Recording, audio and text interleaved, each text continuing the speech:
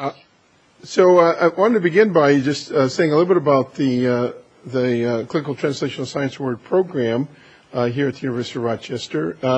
We're one of 60 such centers of excellence in the United States. We are one of the very first to be funded, and we're now renewed for our program through 2016. This is really part of a national consortium of clinical and translational science expertise funded by the newly organized National Center to Advance Translational Science. And really we have two goals, one at the University of Rochester, CTSI, to create an academic home for clinical and translational science at the University of Rochester, and to promote translational science in our upstate New York region. Relative to the first point, we took this request with the original proposal literally, and we're coming to you from our Saunders Research Building, a now one-year-old 200,000 square foot building which houses 641 faculty, staff, and students, about to get another 100 more, so we'll have about 750 individuals doing translational science here at this state-of-the-art building, built to encourage collaboration between groups of scientists. We've always envisioned the CTSI as a bridge across the stream. Part of the trick is to take the discoveries from our basic science departments and centers and then end up sometime later, hopefully sooner rather than later, with improving the health of our patients, the care that our providers can give, and the public health of our communities. We've envisioned this here at the University of Rochester as a group of stepping stones, which goes through a variety of different areas of science, including experimental therapeutics, patient-oriented research, comparative effectiveness and implementation research, as well as practice-based and community-based participatory research, in which you have the handoff of the basic discovery, basic mechanisms, models of disease, etc., over to a Center for Human Experimental Therapeutics, which then does this T1 research, basic human translation, and their discoveries are then handed off to our Clinical Research Center, where patient-oriented research, phase 2, 3 trials are done. And then to our Center for Research Implementation and Translation for comparative effectiveness and implementation research, and then finally to our Center for Community Health with interfaces with our practice and patient communities for the final development of phase 4, et cetera, trials. We believe that this has been going very well. Just to give you a bit of a thumbnail sketch of our institution, we're a small to medium CTSA compared to other of the 60. We have, in terms of sponsored programs, about 572 principal investigators receiving externally sponsored research, about 1,376 funded research projects, 415 of them from NIH, and about $258 million in 2011 and 12 in total grants and contracts, 171 million of it from the National Institutes of Health. We've been tracking these areas for about 10 years now, with very nice growth in our clinical and translational research areas. Our patient-oriented translational research, such as we do in our Clinical Research Center, now has 188 projects, about $47 million.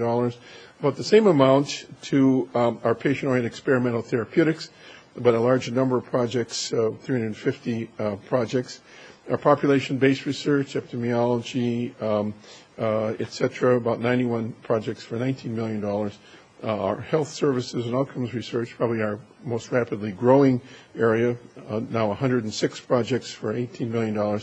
And then we have a relatively smaller ethics and health policy research program with 5 projects for about $1 million. So provides you with an idea of the span, and what we like is a very nice and broad research portfolio in the clinical and translational research areas. I'd like to give you an idea of some of what our centers do. We've developed for the CTSI Center for Human Experimental Therapeutics This has been carrying out our T1 translational research function, that is the basic to human. This assists investigators to plan and implement early phase human clinical trials. We have a clinical trials coordinating center, previously in neurologic diseases, but now branching out with their expertise over many diseases. They also operate a clinical materials services unit, which supports the logistics of clinical trials, and that's a worldwide activity now for the CMSU. We've also developed clinical pharmacology consultation and collaborative services in partnership with our neighbors in Buffalo at the New York Center of Excellence for Bioinformatics and Life Sciences. We provide in the center specific biostatistical, methodological, and regulatory consultation for these early phase, learning phase clinical trials. Again, the handoff then goes to our, we skipped one. Our clinical research center. We've had one of the first clinical research centers funded in the United States dating back into the 1970s. This carries out our key function of clinical research resources and facilities. We have provided through the CTSI funds to update and expand our collaborative research facilities, not only the initial CRC that we've had for many years, embellishing that with a new kinesthesiology laboratory as well as a behavioral assessment unit. And in the Saunders Research Building, we have a brand new satellite CRC for high volume and low risk studies here over in the CTSI. We've taken on a major role with the CRC for clinical research protocol review and are available for consultation in protocol development.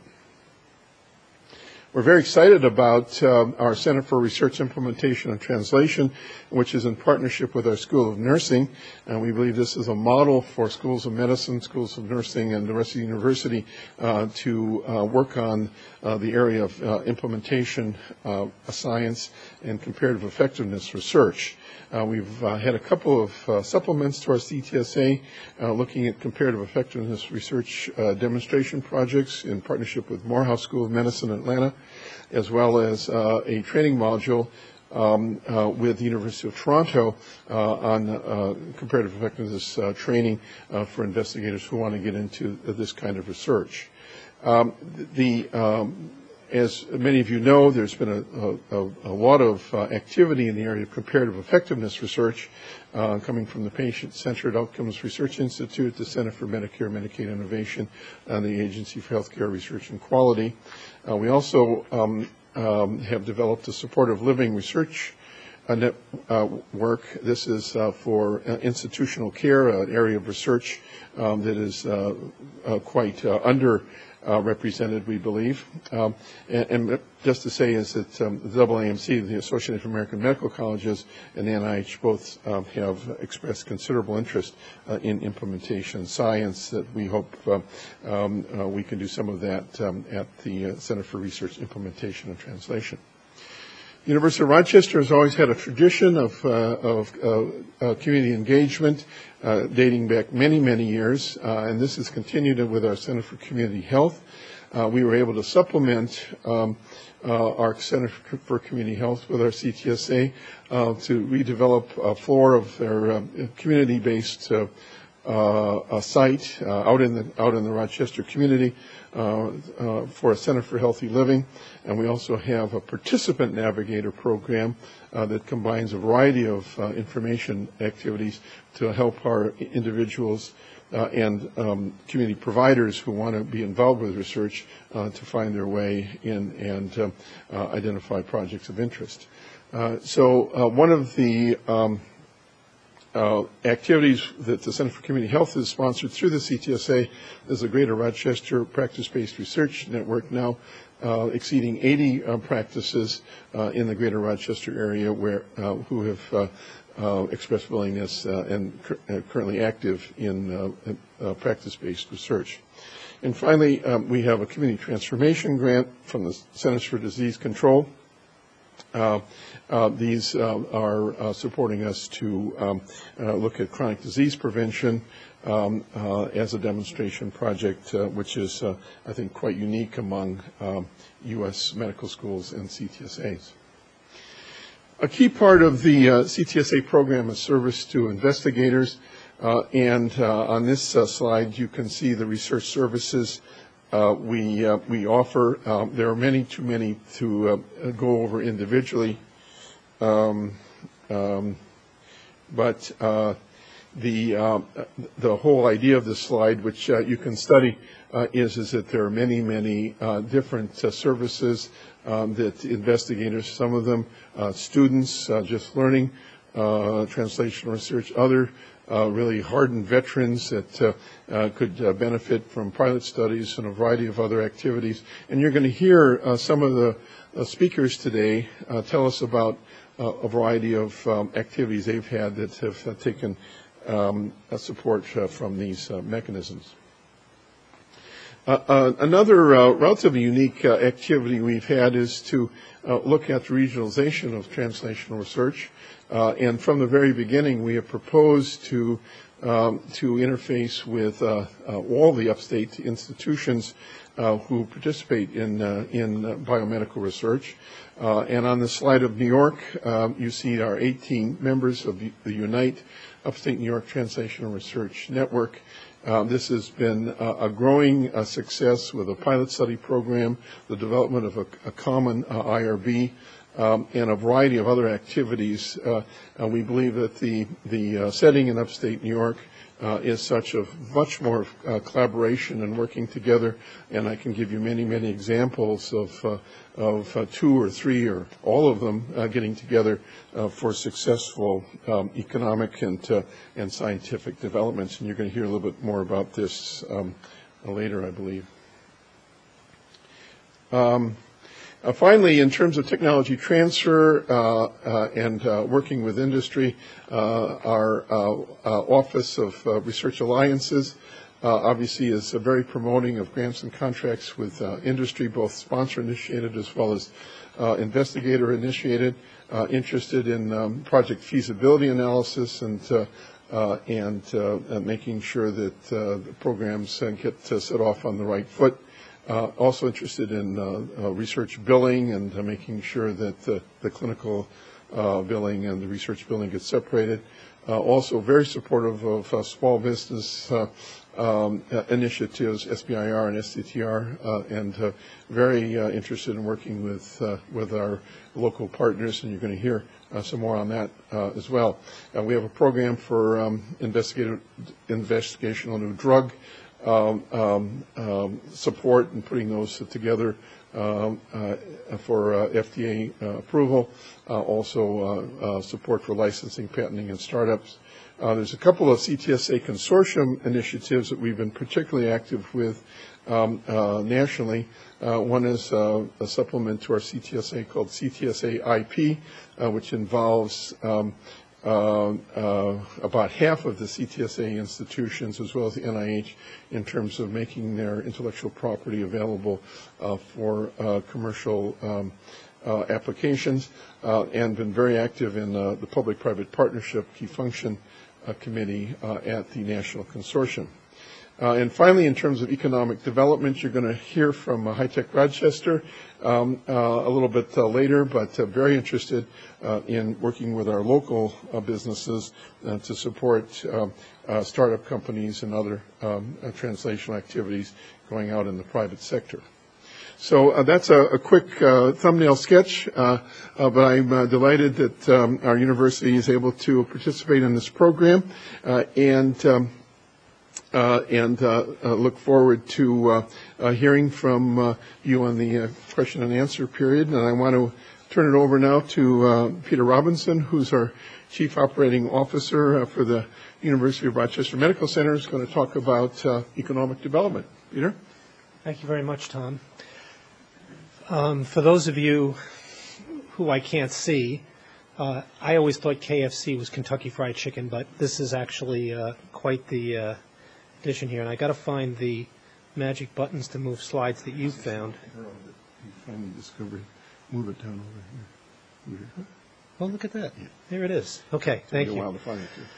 So as Tom actually introduced, universities are now playing a much more significant role in economic development. That's probably more true in upstate New York, where we've seen a significant decline in manufacturing and other heavy industry. And the interesting comparison here, and I'll go quickly, is the top 10 employers in New York State 50 years ago, about 30 years ago, and today, other than IBM that sort of transcends all three of those periods. You'll notice a significant shift to healthcare and higher education. And in fact, if you look at the University of Rochester as number 8 on that list now, we're by far the largest employer in the greater Rochester area, and in fact are looked upon as the key driver for our economy going forward. Us and our colleague institutions, particularly those that are research intensive. And in fact, we see that as a growing part of our mission. I mean, clearly excellence in research is critical, but being able to translate that research into economic benefit is something that we are devoting more and more attention to. And I think the CTSI is the consummate example of that in terms of the way that it is structured to, in a very organized fashion, move inventions and research from the bench to the community through those T1 to T2, T3, T4 phases. And what I'm going to talk about a little bit is the sort of external impact of that on that the university has on the community. And part of our success has actually been the fact that we've had a dramatic growth in our research funding at the University of Rochester. While most institutions did see some growth as a result of the doubling of the NIH funding over this period, and now we're all going through this downturn, the University of Rochester certainly did a little bit better than most. And as a result, we've seen a significant increase in the number of grants that we've gotten, the number of invention disclosures, and therefore ultimately the number of licenses, to some extent new companies. So the 2011 fiscal year data that our tech transfer office has generated reflects that, with 128 invention disclosures and 171 patent applications filed. Now, the reason for that is because we don't always file them in the same year that the inventions were made, and we're catching up still. But we've actually also had success on the other end, which is it's great to do file all of these patents and generate all of these disclosures, but unless those translate into real benefit, both economically and societally, we've only done part of the job. The university's been very fortunate in having significant success in a number of spaces. I've noted 4 of them here. We're probably best known for our immunization-related technologies, and the most recent has been our contributions to what are now the HPV vaccines, and you can see the rest of them on the slide there, and I won't read them to you. So this success has actually somewhat been serendipitous earlier in the evolution of our efforts to focus on technology commercialization. But the structure that's come, I think in part starting with the awarding of the CTSA, has resulted in a much more robust environment and a much more supportive environment for investigators. You see the internal capabilities that we have, but I'm going to focus just a moment on the external entities that have been formed, most particularly Excel Partners. That is a seed fund principally supported through state dollars and now federal dollars that provide early stage investments in technology companies in the upstate New York region. So while it is a university entity, it is supporting many of the institutions that Tom Pearson described when he outlined the Unite network earlier. Where those businesses actually grow and how they get nurtured is what HTR, which stands for High Tech Rochester, and the BioVenture Center sit. and they are critical to our success as a community. High-Tech Rochester is essentially doing most of the dry lab, if you will, non-wet lab-related technologies across the spectrum. But the recent addition of the BioVenture Center has now enabled us to support and incubate early-stage life science companies here in the community, a significant addition. New York State has initiated a statewide effort at economic development that the governor has driven very, very aggressively. Part of that has been the establishment of 10 regional economic development councils, and the Finger Lakes region in which Rochester sits is one of those. These councils actually set priorities and have a chance to deploy state dollars towards initiatives principally in the form of capital, and by that I mean bricks and mortar capital, not working capital, to projects that are designed to stimulate economic growth and development. And the university has been very active in that. The university president, Joel Seligman, along with Danny Wegman, the CEO of our second largest community employer, the Wegmans Food Markets, are the co-chairs of that endeavor. What you see here is the way that our business incubators and our seed fund interrelate, and they in fact are very, very close partners. I'm going to actually pause here because I have a co-presenter, Jim Sinal, who's the CEO of HTR, and I'm going to let him walk through this particular slide that you have in front of you now. No? I'm not. I'm going to keep going. No, I'm not. Okay. Let me go do this, Jim. Thank you, do it. I'm getting my signals from... So that ecosystem that we're talking about involves both educational programs, funding sources, and physical facilities where incubation occurs. There are a number of training programs you can see on the slide there.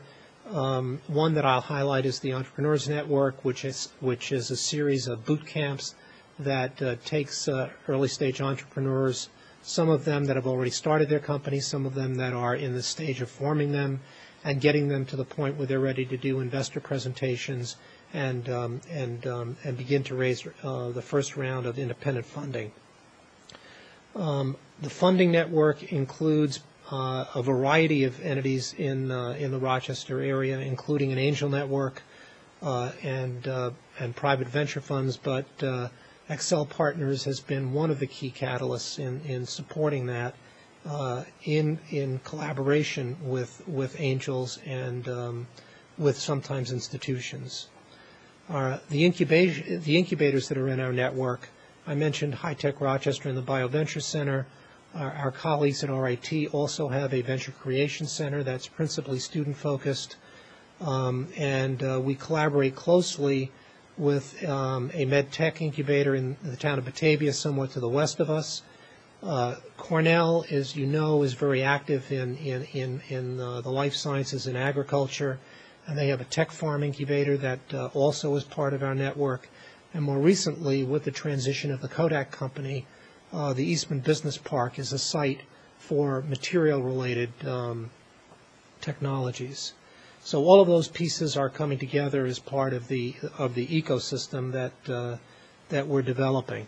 And now, let me turn it over to Jim Sinal, who is the very extraordinary CEO of our business incubators, and he'll give you a sense of what our vision for the future is. Thank you, Peter. Good afternoon, everybody. As Peter showed on the last slide, there are a number of pieces of this ecosystem that support the formation and growth of startup companies from technologies developed at places like the university. And there's been a concerted effort on behalf of the community to build up these programs. So there's multiple pathways today for an entrepreneur, an inventor, a PI to take a technology and create a new business from that technology. Peter also mentioned regional economic development councils. So in the past year, our region, which is a 9-county area, has come up with its own strategic plan of how we're going to grow the region. A big piece of that is around entrepreneurship and innovation. And a focus area has been, how do we take now all these well-developed programs that have emerged over the last 5+ years and start to better integrate those and leverage those and really see some of the synergies from all these programs and build critical mass. The result of that was a project called the Business Accelerator Cooperative. And I just want to spend a few seconds telling you about that project because it's a pretty exciting one. It's really a two-part project. One is a physical embodiment of the project, and then one is programmatic piece of it. The physical piece is, we mentioned a number of different incubators, a number of different programs. We want to create a hub facility for entrepreneurship and innovation that would combine some of the discrete and fragmented incubators that we have. It would add more space where we have incubators that are already full and at capacity, like the BioVenture Center, which has a waiting list, and really build that one place where everyone knows it's the beacon for our region on entrepreneurship and innovation. Co-locate some of the venture funds, co-locate some of the other programs and services from the region. In addition to that, though, we know that throughout the entire 9-county region that makes up the Finger Lakes, Rochester area, there are a number of other centers of entrepreneurship. And we want to make sure we're also getting the programs and services out to all the entrepreneurs. So we would establish nodes in every other county, connect the hub facility and the nodes through video conferencing so that, like today, we can share speakers, we can share one-on-one coaching and mentoring, and other services throughout this entire network, really leveraging and building critical mass. So that's the physical piece of this. On the programmatic and services side, it's really getting all of the players from entrepreneurship and innovation together and better aligning these programs and services. And that includes small business support all the way through high-tech, scalable startup company support. People that run seed and venture funds, people that run support for small businesses, including SBA and others. Getting all that coordinated so we have a very good triage system for no matter where an entrepreneur comes into the network, they can get access to programs and services. And at the same time, we're expanding things like entrepreneurs in residence and others that work well and that we've been nationally recognized for. So we're moving forward with this project for the region. We received a $2.5 million award from New York State at the end of last year, 2011. We're looking at sites right now for the physical piece. We are looking for additional fundraising and very excited about it. We think it could be very transformational for the region. And so stay tuned on the progress on that. And I believe that is it, if I can find the magic arrow. So at that point, I'd like to bring up the next speaker. Thank you.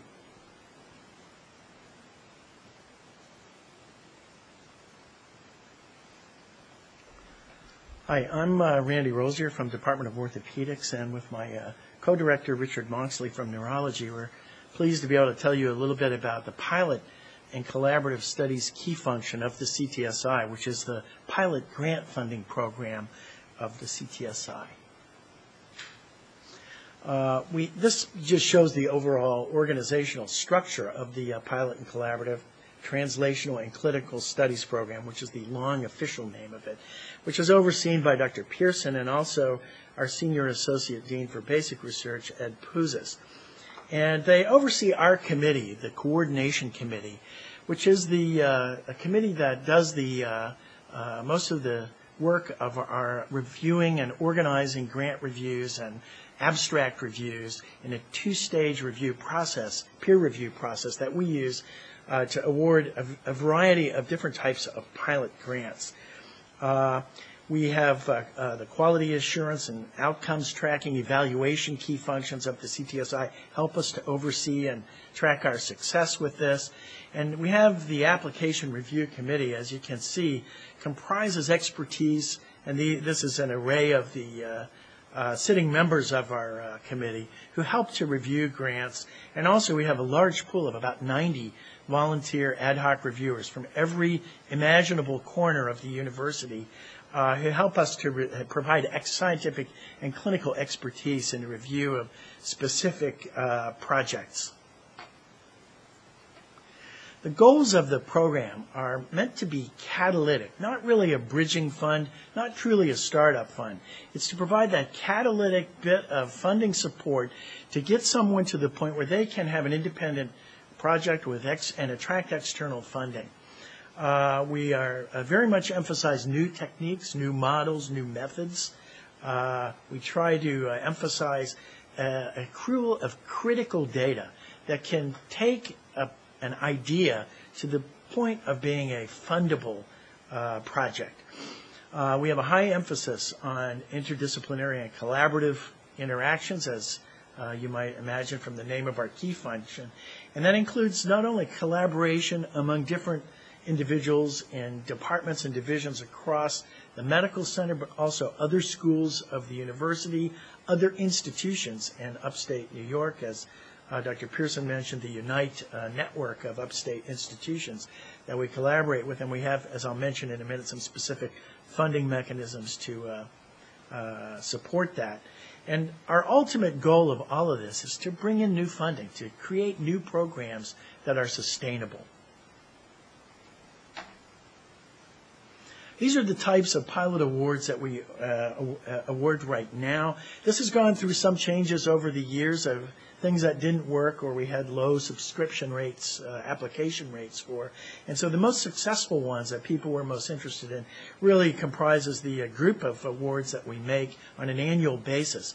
They include faculty pilot grants, as you can see, which are $50,000 a year for a single year project, trainees, which is half that amount, $25,000, as well as laboratory support grants to use specific services within the university or the CTSI to obtain critical data.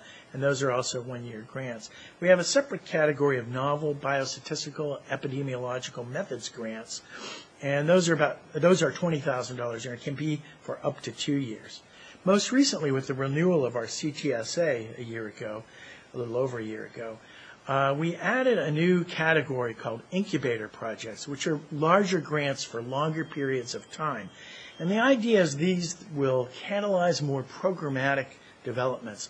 Rather than a single project, a group of investigators that might lead to a program-type project or programmatic type of funding. And these are two-year types of projects. And the goal is to create new sustainable programs. The Unite, which I mentioned, are collaborations among upstate institutions, and these are $50,000 awards.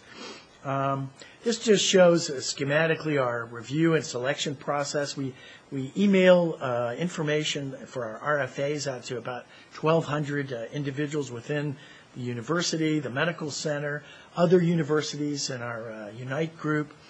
And then we receive anywhere usually from 500 to over 100 abstracts, and these are reviewed and scored and discussed individually by our coordination committee along with some ad hoc reviewers.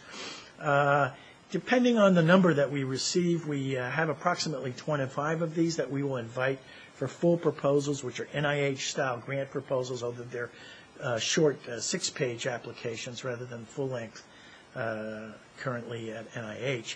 And these are then reviewed by a review panel that includes a lot of specific ad hoc expertise in addition to the coordination committee to really provide a rigorous peer review to select the best of the best science, the most promising, most exciting things that we have. And this will result in 10 to 15 outstanding proposals, which is quite exciting, although the only negative is that we can only fund usually 6 or 7 of these in a given year, which is the one frustration of our program. We get a lot more great science than we can always fund it.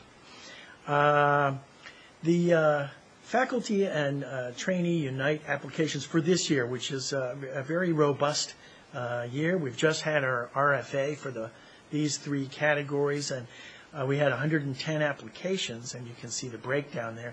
We got actually the most ever we've had of Unite applications, which we're very excited about, the upstate collaborations.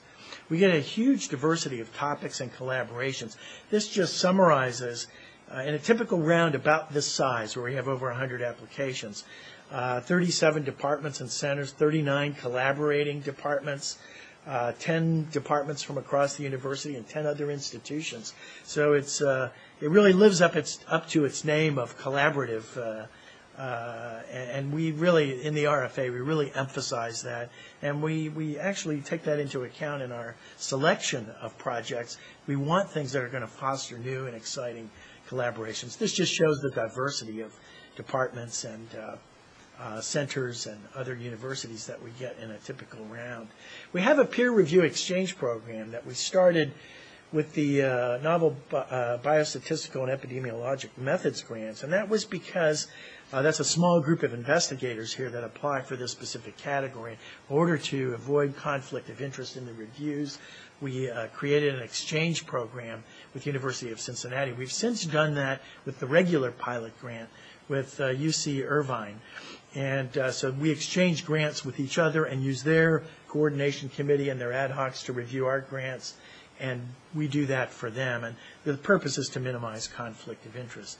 The incubator program I've already mentioned, it's meant to contain multiple linked projects. It's like a pilot program project grant or super pilot project.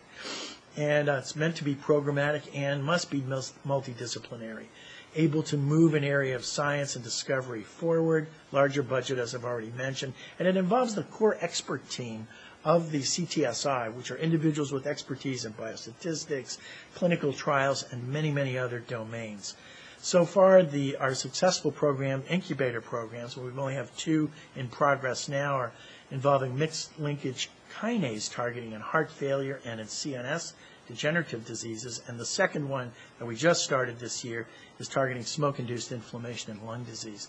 This just shows the timeline for these incubator. Again, it's a multi-step. This is a 3-stage peer review process with abstracts, then oral presentations that are graded, then solicited full proposals, and a peer review panel that finally selects one of these that we fund. The one other point I would mention is that to date, we have invested about $4 million in this program of startup funds. And so far, our payback has been about 7 to 1, about $28 million of new grant money has come in as a result of these. And I would also mention that these usually have a 2-year or so, 2 or 3 year timeline from the time we fund a project until actual extramural funding may derive from it. And so we expect there's a lot of money we've invested that still has a significant payback yet to return. So we're very excited about this. We feel like it's catalyzing new programs. I'm going to turn the podium over to Dr. Yu-Chao Chen, who's the chair of the Department of Radiation Oncology, to talk to you about some specific projects. Okay, so where's the arrow for moving? This one, okay. Yeah, I got it. All right. How do I close this one? Don't touch it? Orange, okay. All right. I want to first thank Dr. Pearson for inviting me to talk about our work. Primarily, my work to be presented today is in collaboration with Dr. David Wood, professor with chemical engineering and biomedical engineering. And also want to acknowledge that a lot of work I presented here has been published and has been funded by BARDA, NIAID, and in part supported by GlaxoSmithKline. The first preclinical models for translational investigations is a 3D bone marrow culture bioreactor. This is an in vitro model, and as you can appreciate that from the low power image and high power image, that we can appreciate precursor cells, progenitor cells grown in the 3D bone marrow culture. And here there's a red cell island demonstrating erythropoiesis as well. This is the comparison of a 2D bone marrow culture on the left side with 3D bone marrow culture. You can appreciate in the 2D culture, cells are flattened out, and there are lots of fatty cells, large fatty cells in 2D culture, whereas in 3D culture, you can see nice 3D stromal support, different cells, red blood cells here, and large non-red blood cells present as well. And we applied this 3D human bone marrow culture to screening and testing of thrombopoietic agent. This example of pictures of megakaryocytes grown out of this 3D bone marrow culture. These are human megakaryocytes. And we're interested in testing if L-Trombopac, that's made by GlaxoSmithKline, whether it could enhance post-radiation recovery of megakaryocytes. and also the progenitor precursor of thrombopoiesis. These are marked by a cell surface marker of CD41 plus CD34 negative cells. And one can appreciate on the left-hand side the megakaryocyte count for cells in culture from day 1 to day 14. And on the right side is the CD41 plus CD34 negative cells. And when comparing the basic cytokine media interleukin-11 only with the positive control TPO plus IL-11 in blue, and the experimental group L-Trombopag and IL-11 group, one can appreciate that by day 14, both L-Trombopag and TPO demonstrated increased megakaryocyte, much more than the baseline IL-11 only culture. And same thing occurs here for the precursor and progenitor cells. L-Trombopag performed just as well as TPO in enhancing the precursor cells and progenitor cells of megakaryopoiesis. Next thing is to look at genotoxicity application. The method of genotoxicity is micronucleus analysis, which can be formed by double-strand breaks or spindle damage of cells upon mitosis. One can appreciate the production of daughter cells with the presence of micronuclei. These are markers of genotoxicity. And FDA has approved micronucleated reticular cells, that's in the erythropoiesis process, in mice in vivo as a method for genotoxicity testing. And we try to compare the in vivo mice after total body radiation in terms of micronucleus in reticulocyte compared with the in vitro irradiated 3D bone marrow cultures of mouse cells, and we found pretty good correlation. And certainly this can be applied to human bone marrow culture as well. So the next model is an in vivo model of human TPO receptor knocking mouse model. We created humanized mouse of TPO receptor because of the specificity of a second-generation TPO mimetics. These are thrombopoietic agents. Currently, known drugs are L-Trombopag, NIP004, AMG 531, and others. And just to give you a background, the TPO receptor has extracellular domain, transmembrane domain, and intracellular domain. And for the peptide or the de novo TPO, they bind to the extracellular domain and causes activation of receptor. Whereas for the TPO mimetics that are non-peptide, they don't bind to the extracellular domain. They bind directly to the transmembrane domain. And as a result, the consequence is similar to the TPO peptide mimetics and TPO in inducing intracellular signal transduction and the platelet production. And the species specificity of the non-peptide TPO mimetics is pretty strict. It only works in chimpanzee and human, whereas in mouse, rodents, some mammals, and the non-human primate, none of these tested were working. So we created the humanized TPO receptor knocking mice with two different DNA constructs. The first one is human DNA as extracellular domain, human DNA as transmembrane domain, and mouse genomic DNA in the intracellular domain. The second mouse DNA construct is mouse genomic DNA extracellular domain, and the human transmembrane domain, and mouse genomic DNA. Now, it is already known that the species specificity of the non-peptide mimetics is in the transmembrane domain at number 499 amino acid, which requires a histidine in this place.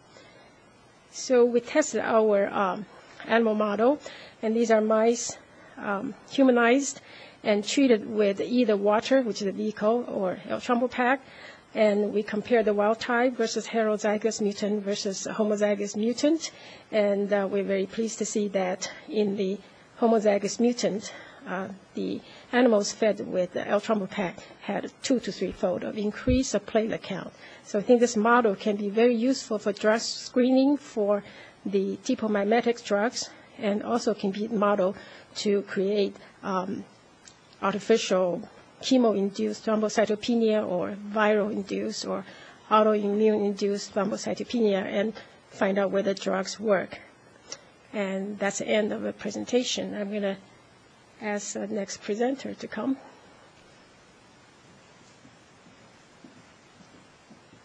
Thank you. I'm Ben Miller. I'm part of the Department of Dermatology, also Biochemistry and Biophysics and Biomedical Engineering here at the University of Rochester.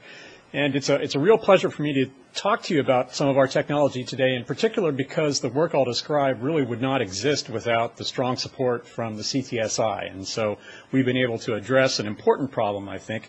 This title is a little bit complicated, but it's really a simple issue, and that is the fact that modern medical diagnostics and a lot of basic science research that goes on today relies on the immunoassay.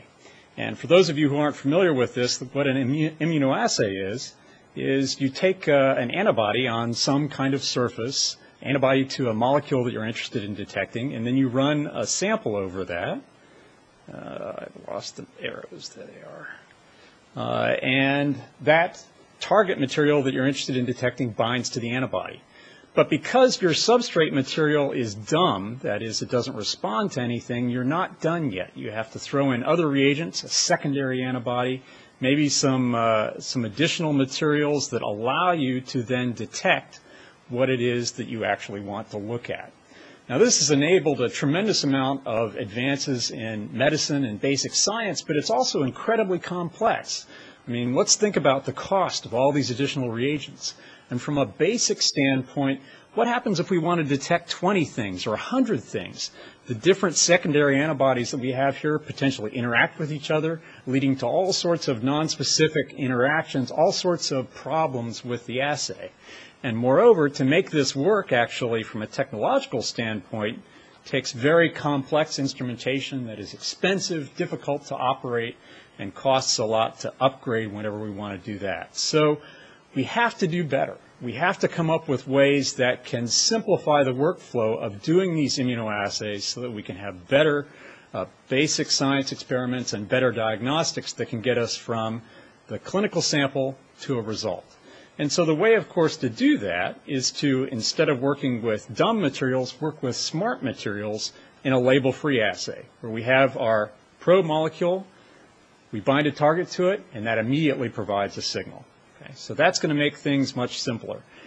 Now, that kind of label-free assay is being pursued by a number of labs. In our particular case, we rely on the properties of silicon. Silicon is interesting because, first of all, it's the most abundant material on the planet, and it's cheap. Right? So we can make these out of very simple and inexpensive materials. And silicon also has interesting optical properties that we rely on, particularly the reflectivity. Now, to make this work in a sensitive immunoassay, let me provide you with a little bit of an analogy here. Let's say that I'm walking down a city street in the middle of the daytime.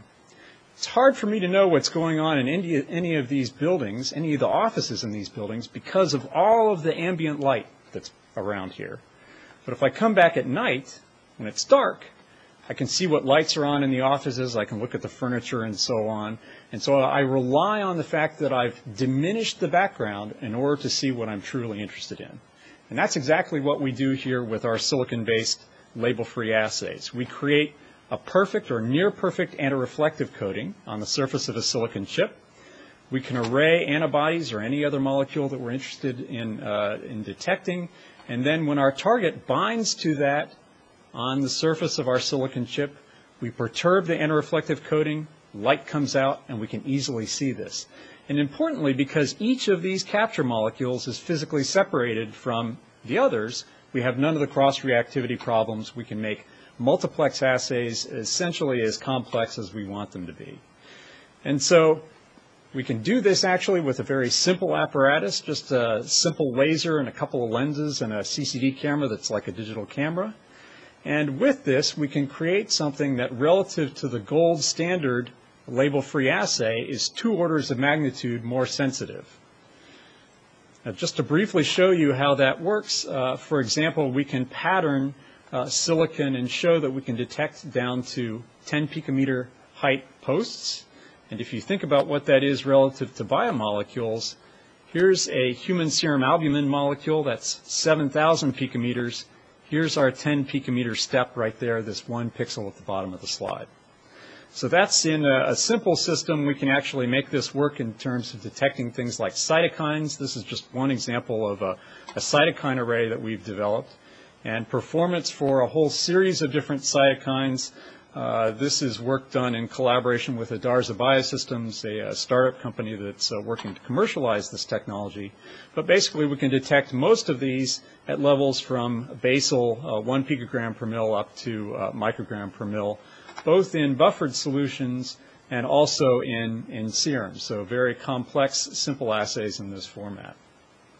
We can use essentially any kind of antibody and map that directly to the strength of the antibody-antigen interaction. That works quite well, so it's analytically consistent.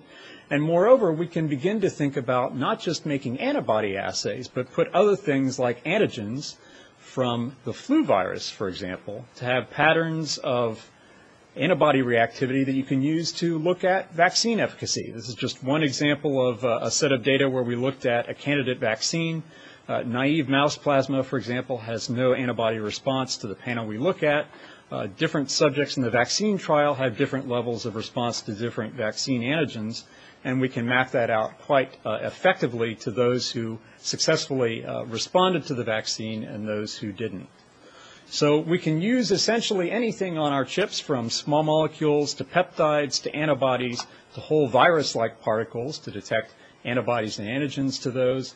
And with that, have the ability to create a new analytical technology that can be useful in basic science and also in clinical diagnostics that is not just an extension of the old kinds of technology that we've come to be familiar with from clinical assays, but is really a major advance in what we can do technologically, giving us the ability to have very high multiplex assays, very high sensitivity assays, on a simple and an inexpensive platform.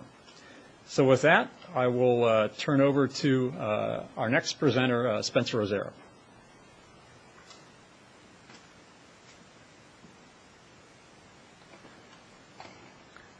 My name is Spencer Rosero. I will be giving just a brief overview of technology we're working on here at the University of Rochester.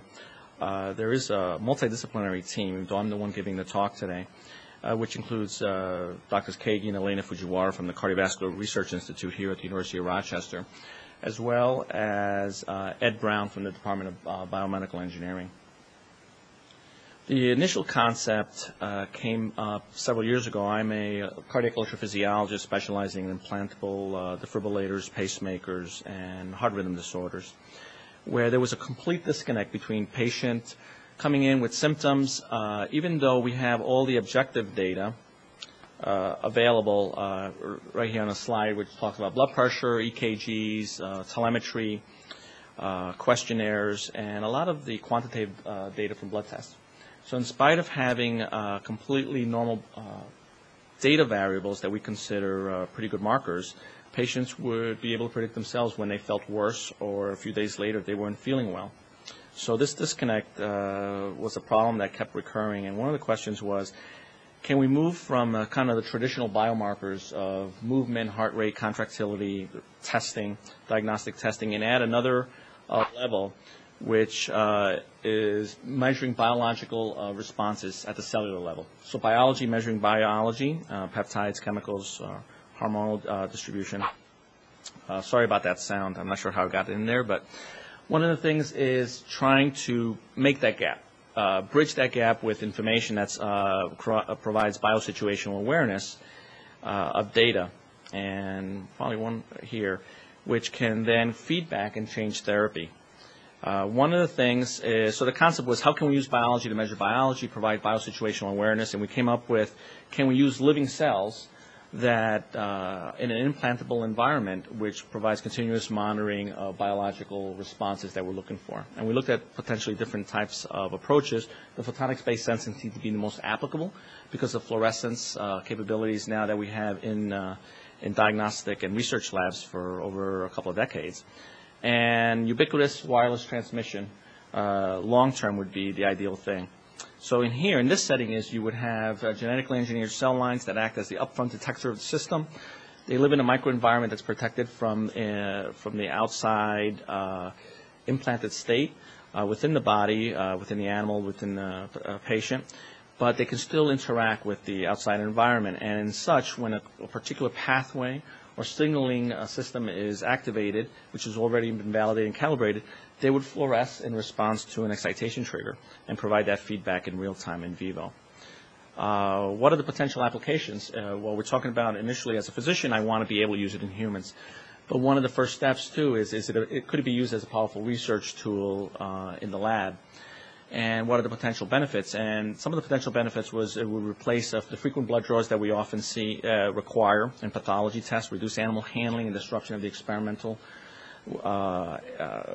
studies and methods where handling the animal can increase neuropeptides, catecholamine surges, and change the data.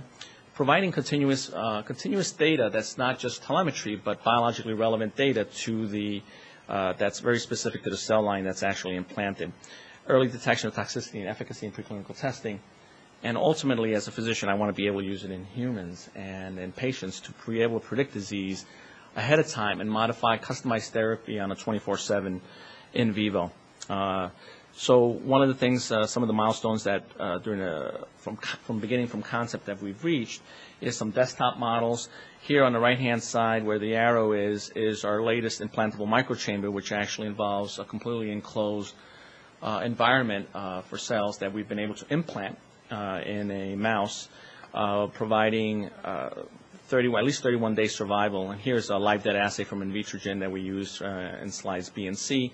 The C is to control if the cells are killed off and, with reagents versus the live cells at 31 days of explant. And this provides a vehicle for implanting live cells, whether they be stem cells or some other cells lines of interest to the researcher, in a protected environment where they interact with signals in their surrounding environment, but at the other side of it has an optical window that can be inserted into a photonic implantable device that's been miniaturized, or versus a just right out of the explanted right there and being able to be put into a reader or fluorescence system or recultured after exposure in an in vivo setting. Designing those sensor cells. Oh, one more thing I just wanted to mention was that the implantable chambers, we kind of address it as a hardware, a microenvironment, a life support environment for the cell lines. The sensor cells, in a way, is firmware, which is physical but provides detection algorithms already as part of the cell structure itself.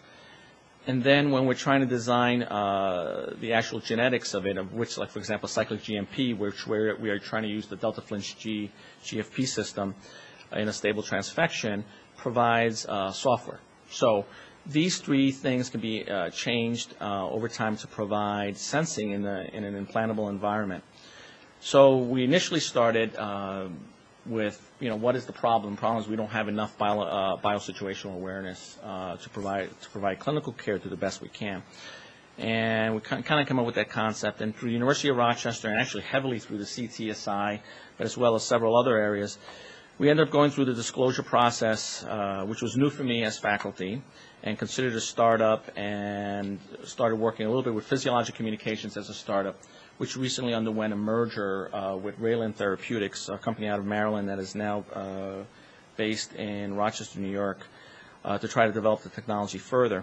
Now, one of the key things that we've been working on is during the whole venture process, from an academic or a faculty standpoint, is the University of Rochester CTSI, but also the technology incubator access through High Tech Rochester, which we had labs there for a while, and New York Excel, which was mentioned in the earlier talks, providing some pre-seed funding. And just some comments on funding, which I learned the hard way, was it's tough for biotech to begin with. It's even tougher if you're starting from first concepts without many years of data to back it up. So we've started from first concepts. And then the early seed stage funding from incubators, academics such as New York Excel, and partnering with High Tech Rochester for space and expertise, along with some local founders and angels, has allowed us to get to the point that we've been able to collect data, get to the baseline where we can develop a system, not just for research purposes and answer some research questions, but also for application. And the recent merger has brought management expertise with people with FDA and device capabilities and experience. So in summary, it's implantable microenvironments are a tool, potentially a powerful tool for researchers to provide in vivo monitoring that could be used either for drug discovery or for studying single very specific pathway responses and signaling in an in vivo environment. Adding the electronics to the platform provides for in vivo monitoring in a wireless fashion. Exploring the cell-based in vivo monitoring in disease management back in 2003, 2004 was considered a little bit too Star Trek-ish, a little bit too futuristic, but all the technology and the molecular biology techniques that have, and micromachining that has occurred in the last decade have changed things a bit. And the only other emphasis is that it can't really be done alone and requires a multidisciplinary team of of scientists from either engineering, biomedical engineering, and the basic sciences, as well as the business community and the development community locally. And thank you. And I wanted to introduce the next, Dr. Mrzik.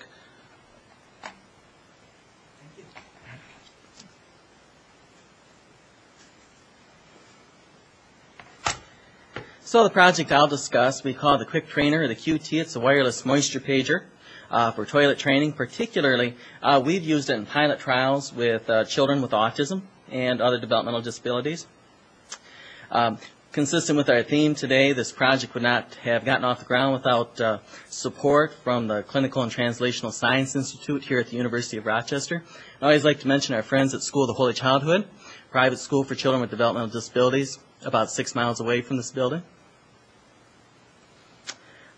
As you probably know, enuresis is the repeated voiding of urine into clothes or bedclothes that persists beyond the normative age of maturation of urinary control. This is a big problem in our culture. It's a big problem generally speaking. It's an even greater problem for children with developmental disabilities. And as you might imagine, there's significant implications, both for the child, or the teenager for that matter, in the case of some of the children whom I looked at in the pilot trial, and serious implications for the parents and teaching staff as well.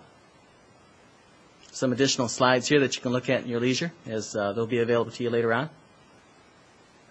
And you might know that common toilet training strategies often depend upon catching the child when they have a full bladder and they're ready to urinate, and then having them sit on the toilet.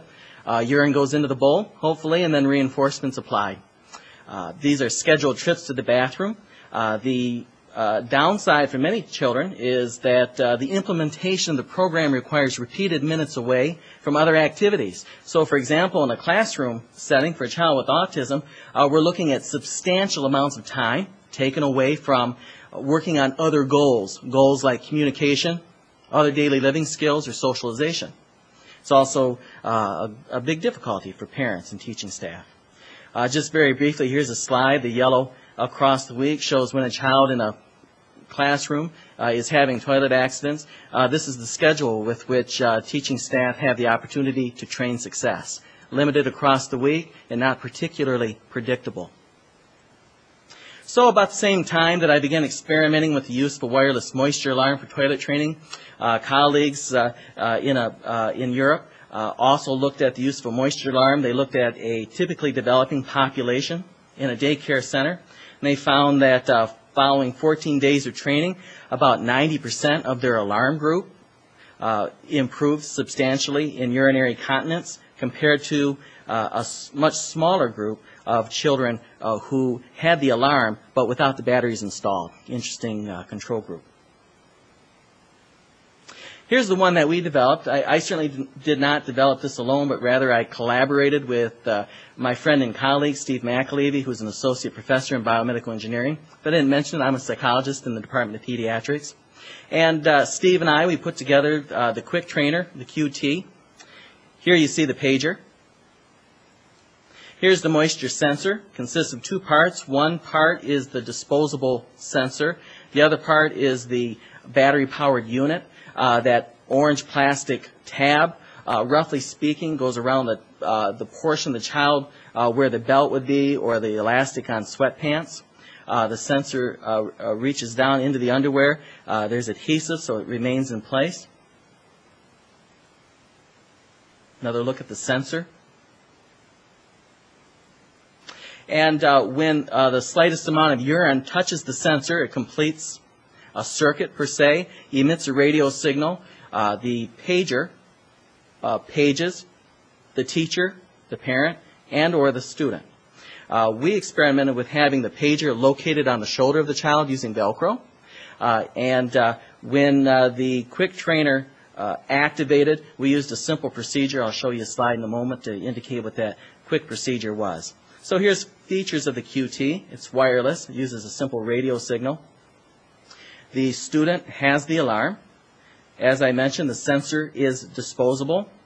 There's volume control, and it offers up timestamp data. So the pager unit can download to a PC showing exactly when each day the child's having accidents, which is very useful for program planning, behavior modification, troubleshooting, and also to show to parents and teachers progress as you see the rate of toileting accidents drop down, albeit variably, across several days.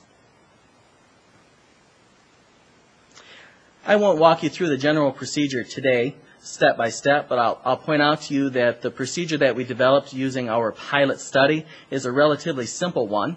Unlike the procedure that I spoke about earlier where there's frequent trips to the bathroom, in this particular model, the parent or the teacher simply activates the sensor in the morning, has the pager at the ready, and goes about the school day or the home life without any other disruption.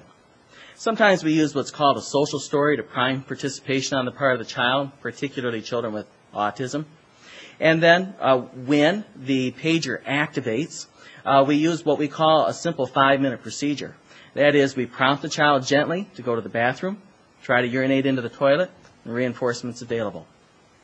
One of the nice things that happens is across repeated pairings, that is across a few days, as the child begins to sense the full bladder, he or she will begin to engage in what psychologists call precursor behaviors.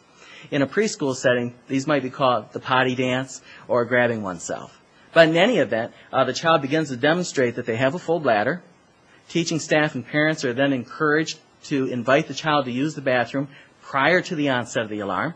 So if you can imagine, with repeated pairing and with gradual success, the alarm's not heard anymore by the parent or the child, and so it naturally fades from the teaching program. And of course, you can develop a functional communication skill goal for a child. So imagine a child with autism, perhaps a 13-year-old, still in diapers, not using the toilet, and not communicating that they have a full bladder. First, we can train them to void when they are in contact with the toilet seat. And then later, we can use a functional communication strategy. We did this successfully with one student by simply putting a picture of the toilet on the pager device itself. And so he would begin to hold up the pager at the moment that he needed to use the bathroom. We would thank him for telling us and invite him to go in. Here's one participant, Elaine, an 11-year-old girl with intellectual disability secondary to shaken baby syndrome. Her IQ composite score was 40. I point out to you that in this particular instrument, 40 is the basement score in the standardization index. And you'll see there, I apologize that here it's a light blue line, but you'll see toilet use with a light blue line, accidents in yellow. On the left, you'll see a baseline there with frequent accidents, a bit of toilet use, but not often. And then we implemented the moisture pager intervention. You see temporarily that accidents drive up. That's a very common feature with this particular model where for a few days often as children are frankly, as their behavior modifies, one sees a temporary increase in accidents followed by, in this particular case, a complete cessation. Why did it work? Well, we suspect that a learner develops an aversion to the onset of the alarm. It's a mild aversive, that is to say. They don't appreciate that alarm going off. The child learns to relate the sensation of a full bladder to the toileting routine. And as a function of avoiding the onset of the alarm, they begin to appreciate going to the toilet prior to the onset of urination. In the meantime, as I mentioned, these reliable precursor behaviors emerge that set the stage for initiation of the routine prior to the onset of the alarm and B, functional communication training. So here's some possible advantages with this particular technology and corresponding curriculum. The toileting routine is initiated only at the onset of the alarm. The other one I'll point out here, advantage, the accident-alarm relationship shapes those precursor behaviors.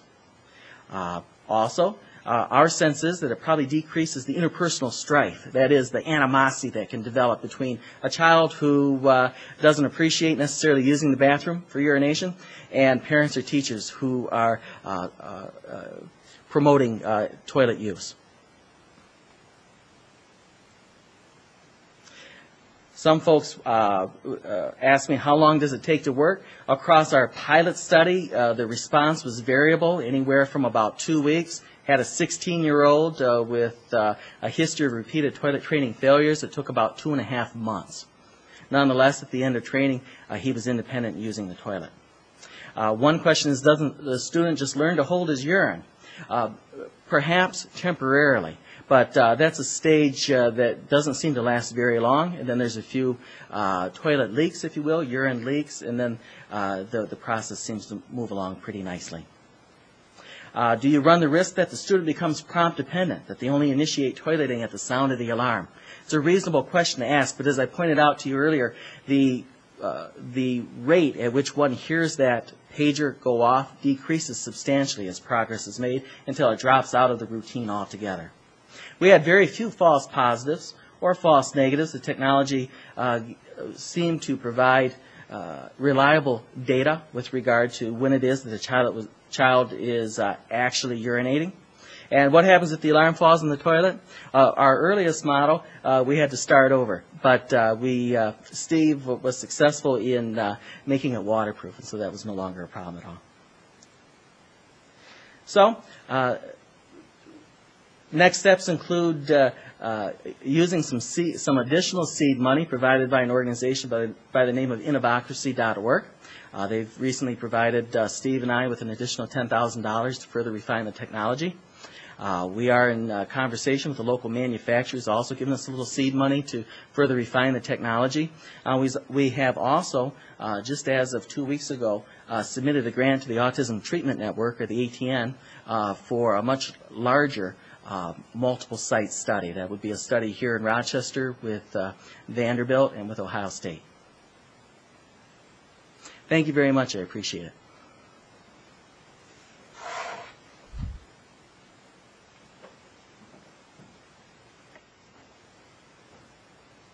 Okay, well, this is Tony Bokenfusa. I want to thank all of the presenters today from the University of Rochester. There certainly was a lot of information provided during today's webinar, and we have some time for questions and answers. And so if I could ask my colleagues at NCATS to post the first question, I think that would be great. So the first question has to do with SUNY. Where does the SUNY system fit into the strategy? Maybe our colleagues on the who asked this question isn't aware that Rochester is not part of the SUNY system, but certainly a question for collaboration. Anybody like to field that?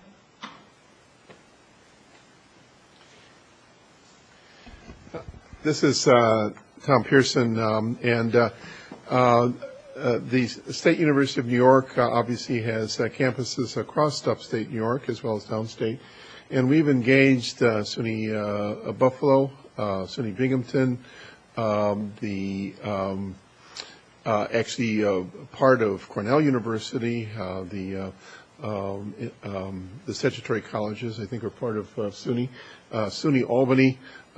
These are all parts of the 18 members of our Unite network, and give you multiple examples of interactions we've had sharing grants, and as you can imagine, there is a geographic, so we've been particularly active with University of Buffalo and Upstate Medical University, but they fit in very well, and we partner on a daily basis.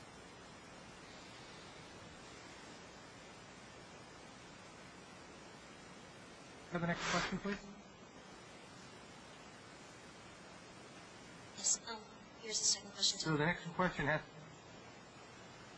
Thank you. The next question has to do with the translational continuum. Can someone provide an explanation of that, please?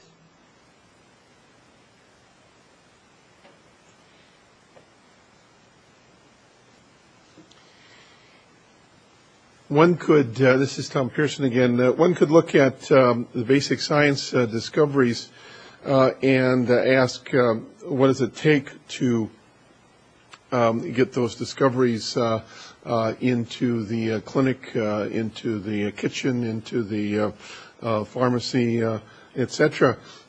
And the point is it's quite a broad spectrum of activities, some of them having to do with the transfer from bench or basic science to human systems. Instead of, say, working with an animal model or an animal cell, you'd work with human cells, human systems. Then what you want to do is move from just working with human systems to actually applications that can treat and diagnose.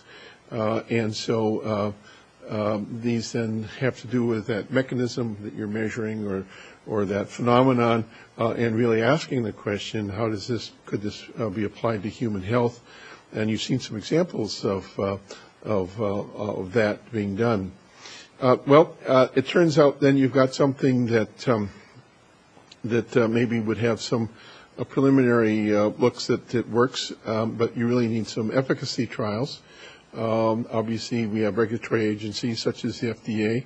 They require a proof that something is not only works, but maybe is even better than what we currently have. And so that's where our patient-oriented research comes, the so-called T2 or even T3 research. But even that's not really good enough, because you really want it not just in our very specialized clinics, in our teaching hospitals, but you'd also like to think that they were working well out in the community. Some of these have to do with implementation science and working with our health systems and providers in getting them to work in real clinical settings, or our community-based participatory research, really getting them out into primary care providers who aren't necessarily academic, but certainly would very much appreciate new ways to help their patients. So that's really the continuum. And one of the just editorial comments was it's a very broad spectrum of knowledge and skills. And so what we're talking about is teams. We need team science. We need the handoff from one expert to the next, all working together, respected, that each have a role in answering the question, what have we done for Grandma and Grandpa yesterday?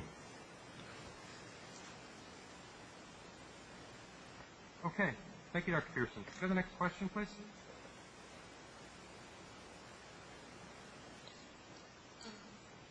Yeah. Hi, Tony. We're actually, that's the only question that we got for our participants. Do you have any questions for our speakers? Sure. Yeah, I have a general question before we wrap up, and this would just be, how can people contact you if they want to talk about specific partnering opportunities that were discussed today? I don't recall seeing a phone number or an email or a website. So if you might be able to just do that real quickly, I think that might be of use to the participants listening to today's call.